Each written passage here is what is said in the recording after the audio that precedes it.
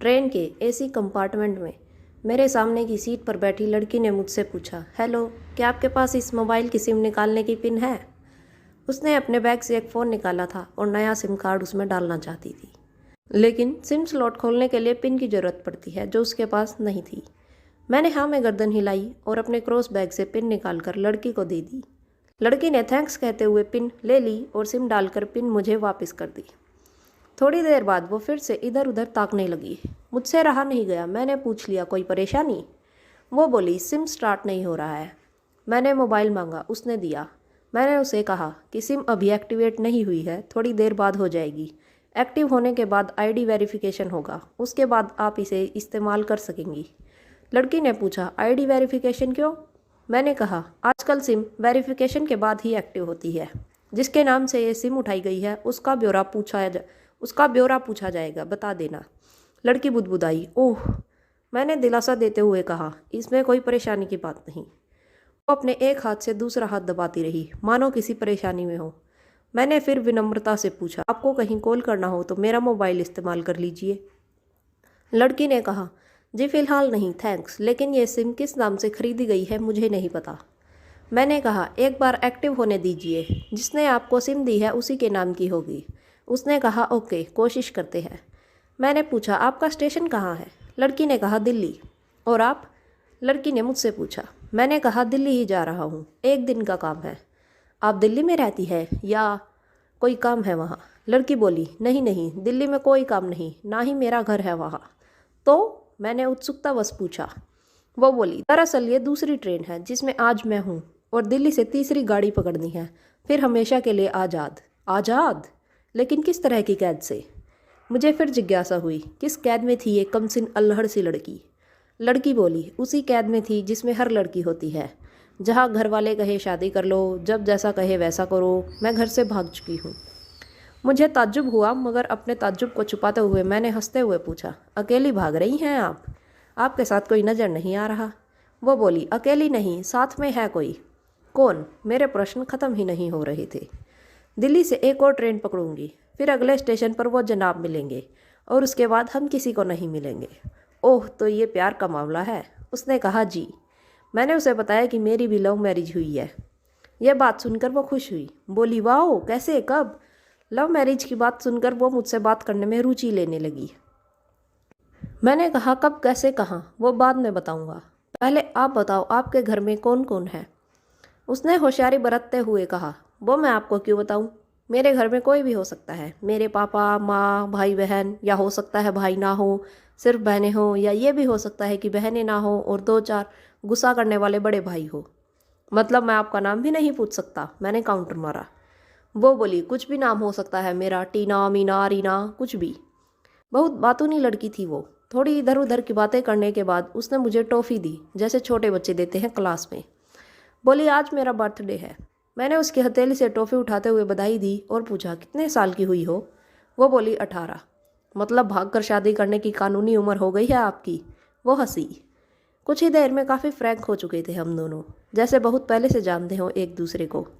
मैंने उसे बताया कि मेरी उम्र 35 साल है, यानी 17 साल बड़ा हूँ। उसने चुटकी लेते हुए कहा, लग तो नहीं रहे हो।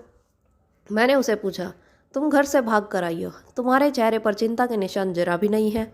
इतनी बेफिक्री मैंने पहली बार देखी।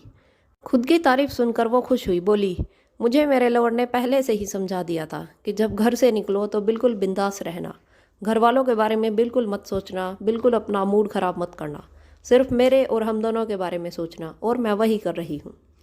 मैंने फिर चुटकी ली, कहा, उसने तुम्हें मुझ जैसे अनजान मुसाफिरों से दूर रहने की सलाह नहीं दी? उसने हंसकर जवाब दिया, नहीं, शायद वो भूल गया होगा, ये बताना। मैंने उसके प्रेमी की तारीफ करते हुए कहा, वैसे तुम्हारा बॉयफ्रेंड काफ़ी टैलेंटेड है।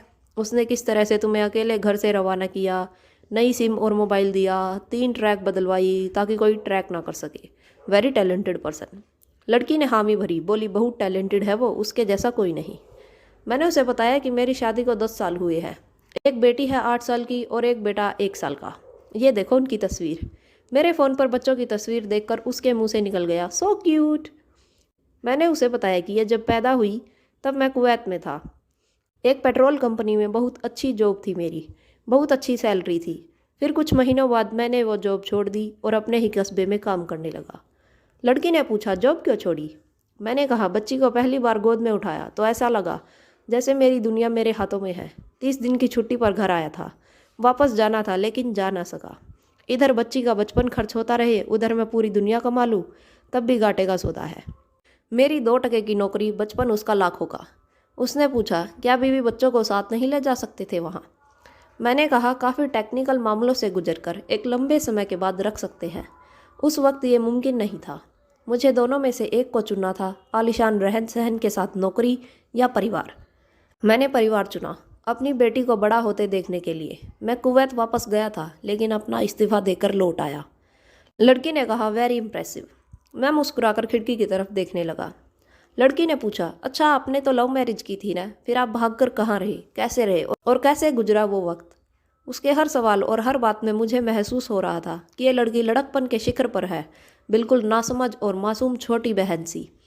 मैंने उसे बताया कि हमने भागकर शादी नहीं की और ये भी है, उसके पापा ने मुझे पहली नज़र में सख्ती से रिजेक्ट कर दिया था। उन्होंने आपको रिजेक्ट क्यों किया? लड़की ने पूछा। मैंने कहा, रिजेक्ट करने का कुछ भी कारण हो सकता है, मेरी जाति, मेरा काम, घर परिवार। बिल्कुल सही। लड़की ने सहमति दर्ज कराई और आगे पूछा, फिर आपने क्या किया? मैंने कहा, मैंने कुछ नहीं किया। उसके पिता ने रिजेक्ट कर दिया, वहीं से मैंने अपने बारे में अलग से सोचना शुरू कर दिया था। खुशबू ने मुझे कहा कि भाग चलते हैं। मेरी वाइफ का नाम खुशबू है। मैंने 2 टूक मना कर दिया।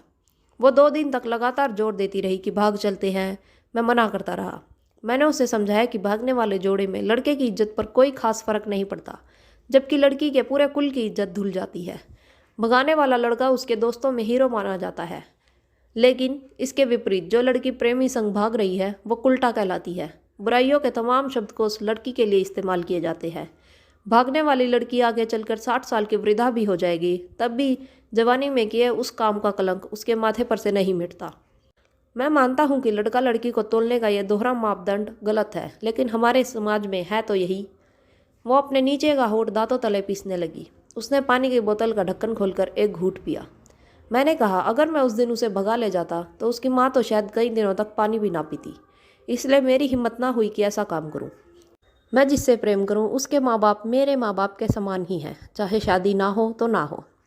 कुछ पल के लिए वो सोच में पड़ गई, लेकिन मेरे बारे में और अधिक जानना चाहती थी। उसने पूछा, फिर आपकी शादी कैसे हुई?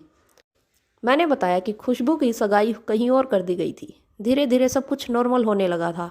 खुशबू और उसके मंगेतर की बातें भी होने लगी थी फ़ोन पर, लेकिन जैसे जैसे शादी नज़दीक आने लगी उन लोगों की डिमांड बढ़ने लगी। डिमांड मतलब? लड़की ने पूछा। डिमांड का एक ही मतलब होता है, दहेज की डिमांड। परिवार में सबको सोने से बने तोहफे दो, दूल्हे को लग्जरी कार चाहिए, सास और ननंद को नेकलेस दो, वगैरह वगैरह। बोले, हमारे यहाँ रीत है। लड़का भी इस रीत की अदायगी का पक्षधर था। वो सगाई मैंने तुड़वा डाली, इसलिए नहीं कि सिर्फ मेरी शादी उससे हो जाए, बल्कि ऐसे लालची लोगों में खुशबू कभी खुश नहीं रह सकती थी, ना उसका परिवार। फिर किसी तरह घर वालों को समझा बुझाकर मैं फ्रंट पर आ गया और हमारी शादी हो गई। ये सब किस्मत की बात थी। लड़की बोली, चलो अच्छा हुआ आप मिल गए, वरना वो गलत लोगों में फंस जाती। जरूरी नहीं कि माता पिता का फैसला हमेशा सही हो, और यह भी जरूरी नहीं कि प्रेमी जोड़ी की पसंद सही हो। दोनों में से कोई भी गलत या सही हो सकता है। काम की बात यहाँ यह है कि कौन ज़्यादा वफादार है। लड़की ने फिर से पानी का घूंट पिया और मैंने भी। लड़की ने तर्क दिया कि हमारा फैसला गलत हो जाए तो कोई बात नहीं, उन्हें गलानी नहीं होनी चाहिए। मैंने कहा, फैसला ऐसा हो जो दोनों का हो, बच्चों और माता पिता दोनों की सहमति, वो सबसे सही है। बुरा मत मानना, मैं कहना चाहूँगा कि तुम्हारा फैसला तुम दोनों का है, जिसमें तुम्हारे पेरेंट्स शामिल नहीं हैं। ना ही तुम्हें इश्क का असली मतलब पता है अभी। उसने पूछा, क्या है इश्क का सही अर्थ? मैंने कहा, तुम इश्क में हो, तुम अपना सब कुछ छोड़कर चली आई, ये सच्चा इश्क है। तुमने दिमाग पर जोर नहीं दिया, ये इश्क है। फ़ायदा नुकसान नहीं सोचा, ये इश्क है। तुम्हारा दिमाग दुनियादारी के फितूर से बिल्कुल खाली था, उस खाली जगह में इश्क का फितूर भर दिया गया। जिन जनाब ने इश्क को भरा, क्या वो इश्क में नहीं है? यानी तुम जिसके साथ जा रही हो वो इश्क में नहीं, बल्कि होशियारी हीरोगिरी में है। जो इश्क में होता है वो इतनी प्लानिंग नहीं कर पाता, ट्रेनें नहीं बदलवा पाता है, उसका दिमाग इतना काम ही नहीं कर पाता। कोई कहे मैं आशिक हूँ और वो शातिर भी हो, ये नामुमकिन है। मजनू इश्क में पागल हो गया था, लोग पत्थर मारते थे उसे, इश्क में उसकी पहचान तक मिट गई। उसे दुनिया मजनू के नाम से जानती है, जबकि उसका असली नाम कैश था, जो नहीं इस्तेमाल किया जाता। वो शातिर होता तो कैश से मजनू ना बन पाता। फरहाद ने शीरी के लिए पहाड़ों को खोदकर नहर निकाल डाली थी और उसी नहर में उसका लहू बहा था। वो इश्क था। इश्क में कोई फ़कीर हो गया, कोई जोगी हो गया, किसी मानसी ने पहाड़ तोड़कर रास्ता निकाल लिया। किसी ने अतिरिक्त दिमाग नहीं लगाया, चालाकी नहीं की। लालच, हवस और हासिल करने का नाम इश्क नहीं है। इश्क समर्पण करने को कहते हैं, जिसमें इंसान सबसे पहले खुद का समर्पण करता है, जैसे तुमने किया। लेकिन तुम्हारा समर्पण हासिल करने के लिए था, यानी तुम्हारे इश्क में लालच की मिलावट हो गई। लड़की अचानक से खो सी गई। उसकी खिलखिलाहट और लड़कपन एकदम से खामोशी में बदल गया। मुझे लगा मैं कुछ ज़्यादा बोल गया, फिर भी मैंने जारी रखा। मैंने कहा, प्यार तुम्हारे पापा तुमसे करते हैं। कुछ दिनों बाद उनका वजन आधा हो जाएगा। तुम्हारी माँ कई दिनों तक खाना नहीं खाएगी, ना पानी पिएगी। जबकि आपको अपने आशिक को आजमा कर देख लेना था। ना तो उसकी सेहत पर फर्क पड़ता, ना दिमाग पर। वो अक्लमंद है, अपने लिए अच्छा सोच लेता है। आजकल गली मोहल्ले के हर तीसरे लोंडे लपाटे को जो इश्क हो जाता है, वो इश्क नहीं है। वो सिनेमा जैसा कुछ है, एक तरह की स्टंटबाजी, डेयरिंग, अलग कुछ करने का फितूर, और कुछ नहीं। लड़की का चेहरे का रंग बदल गया। ऐसा लग रहा था वो अब यहाँ नहीं है। उसका दिमाग किसी अतीत में टहलने निकल गया है। मैं अपने फ़ोन को स्क्रॉल करने लगा, लेकिन मन की इंद्री उसकी तरफ थी। थोड़ी ही देर में उसका और मेरा स्टेशन आ गया। बात कहाँ से निकली थी और कहाँ पहुँच गई। उसके मोबाइल पर मैसेज टोन बजी। देखा, सिम एक्टिवेट हो चुकी थी। उसने चुपचाप बैग में से आगे का टिकट निकाला और फाड़ दिया। मुझे कहा, एक कॉल करना है। मैंने मोबाइल दिया। उसने नंबर डायल करके कहा, सॉरी पापा, और सिसक सिसक कर रोने लगी। सामने से पिता भी फ़ोन पर बेटी को संभालने की कोशिश करने लगे। उसने कहा, पिताजी आप बिल्कुल चिंता मत कीजिए, मैं घर आ रही हूँ। दोनों तरफ से भावनाओं का सागर उमड़ पड़ा। हम ट्रेन से उतरे। उसने फिर से पिन मांगी। मैंने पिन दी। उसने मोबाइल से सिम निकाल कर तोड़ दी और पिन मुझे वापस कर दिया।